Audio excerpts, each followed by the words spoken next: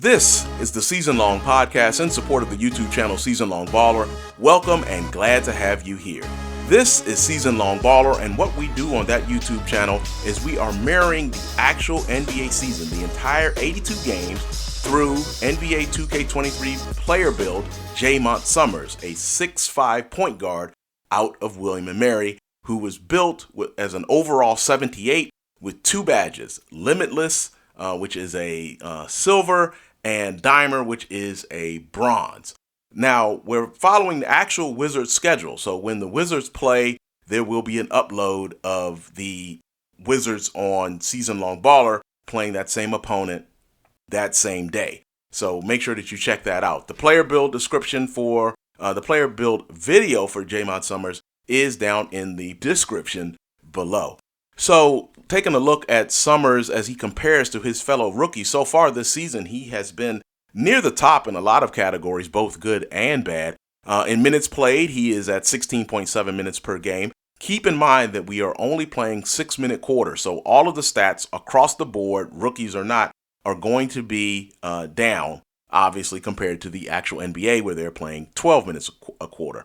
And when Summerz comes out of the game, we come out of the game. So you will see that what happens when Summerz is on the bench, we find out as soon as we get back in the game how different the score is and what, some idea of what has happened at that time. So minutes played, Summerz ranks second at 16.7. He is among the league leaders. He is the leader. He's actually among the league leaders in scoring with 16.6 a game. But among the rookies, he is first at 16.6 points a game. He is also leading the rookies in assists with 2.2 assists per game. Also in blocks, he ranks fourth among the rookies, averaging just slightly less than half a block a game at 0.4. And granted, as a guard, that number wouldn't be as high. However, he is also fourth among the rookies in turnovers at just under 1 a game at 0.8 turnovers per game. And then among the fouls, Summerz is leading all rookies in fouls with over a foul and a half per game at 1.7 fouls per game. So as I said, he's among the leaders with the rookies in terms of good and bad categories. Field goal percentage, Summerz ranks third among the rookies behind Jabari Smith, who is second, shooting at just under 47%, shooting 46.5% from the field. Smith is at 46.7% from the field. You see Holmgren is fourth and Banchero is fifth. But nobody that's getting a lot of significant time is shooting over 50% from the field. So the rookies are all kind of in the same class there, as you see Jabari Smith Jr. Playing for the Rockets at 46.7% from the field, and Summerz 46.5% from the field. So taking a look at your rookie leaderboard, this came up during one of the games. Summerz is ranked right now number 1. Banchero from the Orlando Magic, the number 1 overall draft pick in the 2022 NBA draft, and a 78 overall. So that's part of the reason why Summerz is not over a 78, because Banchero, who is second on this leaderboard, and Chet Holmgren, who is number 3 on this leaderboard, neither one of them is over a 78. Banchero is a 78. I think Holmgren was a 77. And so because of that, we did not build Summerz over those two players. It's the grind and the progress. As the season goes along, as we're grinding through these 82 games, hopefully Summerz will get better, and that will be the progress. And, hopefully that overall number will come up with some system to get him to improve his numbers as the season goes along. One other note here, as we mentioned, third is Chet Holmgren. Well, obviously in the real NBA, Chet Holmgren is out for the season, getting injured before the season even began. But in our simulation, Holmgren is healthy. We've already played him, a matter of fact, with the Oklahoma City Thunder.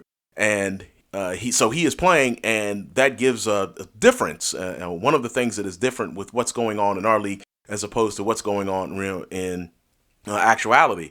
Again, one of the things that did happen, we played the Dallas Mavericks recently, and Luka Doncic was injured. And, of course, he is not injured in real life. So those are some of the key differences, along with those 6-minute quarters, that are difference in our mirroring of the league as opposed to what's going on in the real league. So Chet Holmgren, as you see, is averaging 7.2 points and 3.7 rebounds and just over an assist a game. And again, keep in mind, those numbers are for 6-minute quarters. Now, among the leaders in the league, among the league itself, not just the rookies, but all the players in the league, Summerz is attempting more three-pointers than anyone else in the league, averaging 7 three-pointer attempts a game. Second in that is Luka Doncic. And as I had mentioned before, Summerz probably takes too many shots. So that's my fault.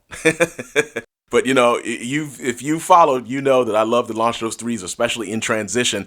And launching those threes can be addictive. So that is kind of represented here in this number where Summerz is averaging 7 attempts a game. And as you see there, Luka Doncic is second in that category, launching about 6.8 shots per game from deep. So taking a look at the schedule, taking a look at what happened last week, really the most significant thing of the week actually happened two big things happened, but I guess the most significant one in the Oklahoma City Thunder game, which did turn out to be a 79-65 victory for the Wizards. The best player on the roster, Bradley Beal, at 87 overall, was injured, hurt his ankle, hurt his right foot, and is out for 6 to 8 weeks. So just kind of a rough guesstimate. We may not see Beal again. Maybe we will, but we won't see Beal again possibly until January. Beal working. Comes baseline. Oh, blocked by Holmgren. All right. So we'll still have the ball. Whoa, wait. Whoa. Beal, get up. Get up. Oh, no, I don't want to have to help you off the floor. Oh, this isn't good. Okay, Summerz was helping Beal off the floor. Barton comes in for Beal, but so I guess after the block from Holmgren, which he knocked out of bounds, there was no foul on that. I guess Beal landed awkwardly. So that was the most significant thing there, number one. Number two, in the 74-68 victory over the Miami Heat, Jaymont Summerz had basically his best game. He scored 33 points to help lead the victory over the Heat in the first full game without Bradley Beal. Now, that's still significant because of that victory against the Heat. The Heat are a division opponent, and we play the Heat 3 times in the next 4 games. There's, you see, an 88-79 victory over the Hornets is the odd game out of those 4 among the Heat, 3 among the Heat. So there's 1 game against the Heat at home. Then we played the Hornets on the 20th. Then coming up, we've got the Heat on the 23rd in Miami, and then the Heat again 2 nights later in Miami on the 25th. Will not play the Heat again, a division opponent, currently sitting at second in the conference. Will not play them again until the Wizards' second to last game of the season in April. So without Bradley Beal, we will see how Jaymont Summerz and the Washington Wizards fare. There, actually, as you see it here, the injury report, Bradley Beal with the broken right ankle that has to hurt, out for 4 to 6 weeks. And as I mentioned, we probably won't see him until January, maybe late December at the earliest. But he is overall, when he's not injured, he is an 87, and that makes him the best player on the Washington Wizards roster. Now, speaking of that roster, with Beal out, the best player now is Porzingis playing center. He is an 85 overall. Next is Kyle Kuzma, who starts at power forward. He is an 81 overall. And then backup point guard Monte Morris is a 79. So those are your 3 best players. And you see that Jaymont Summerz is the 4th best player now as a 78 overall. So not having Beal at the shooting guard, Will Barton, who is the 5th best player now as a 77, or tied with Daniel Gafford, the center, as a 77 overall. Barton steps into the starting lineup, and he is the 5th best player on the roster, according to NBA 2K23 overall numbers. So taking a look going into the week coming up, we've got the Minnesota Timberwolves, who are 11-5 right now, taking on the Wizards, who are 14-3. The Wizards are 10-1 at home, 4-2 on the road. The Timberwolves are 6-3 at home and 5-2 away from home. Again, the Wizards' high-powered offense averaging 82.8 points a game. That is number one in the league. And the Timberwolves are averaging 59.1 points per game. So right now it is time to take a look at the best Jaymont Summerz highlight of the week, and I think we can pull a couple of clips from the 33-point outburst, the career high from the Miami Heat game. Hachimura, oh wow, look at that. I'm part of the assist of the game. Hachimura to me with the dunk. I'll take that. Passes over to Barton, who's going to throw it. I don't know what Barton wants to do on this one. He's got the lane, little step back, but he didn't take it. Hero with the pretty good defense. Over to me. I better launch this.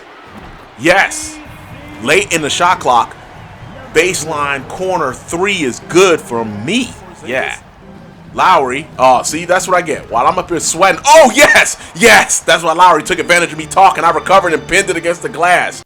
All right, so thank you for joining me on the Season Long Podcast. We do this every Monday, and again, we always review all things Jaymont Summerz, NBA 2K23, and the Washington Wizards, checking out the schedule. And again, coming up this week, 2 days from now, on Wednesday, we start that back-to-back game in Miami, back-to-back games in Miami against the Heat, and then on the 27th, we play the Boston Celtics and start next week, the 28th, against the Minnesota Timberwolves.